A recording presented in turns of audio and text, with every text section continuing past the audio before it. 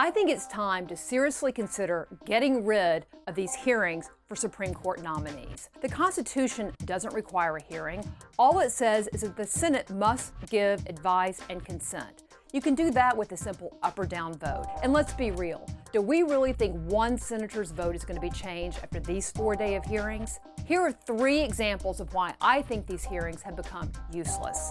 Number 1, senators are asking both unanswerable and frankly non-germane questions. Senator Feinstein wants to know what he thinks about guns and the Second Amendment. He's not going to answer that. Senator Blumenthal wants to talk about abortion and how he would rule in abortion cases. He's not going to answer that. And Senator Ted Cruz wants to know what he's learned from being his daughter's basketball coach. It's a nice question, but is it really germane? Number 2, these hearings have become nothing but political grandstanding for political bases. On day 1, you've got the outrage playoffs between Kamala Harris and Cory Booker, seeing who can interrupt the most.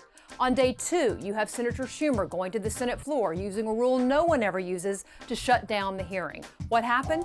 Senator McConnell simply shut down the entire Senate, letting the hearing go on, which means the hearings continued, but the rest of the Senate did nothing. On day 3, even though we already have 500,000 documents related to Kavanaugh's past record, more than the 5 past nominees combined, Democrats in the Senate want even more records. Do we really think they're going to read them? And 3, these hearings have become a circus, a theater, a fiasco, whatever you want to call it. On day 1 alone, 70 protesters were removed from the hearing room. On day 2, on average, a protester was removed every single minute.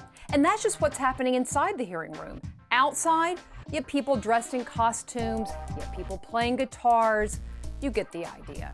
It's time to put an end to this whole political charade. It is full of sound and fury, but is accomplishing nothing, and it's wasting both the Senate's time and our taxpayer dollars.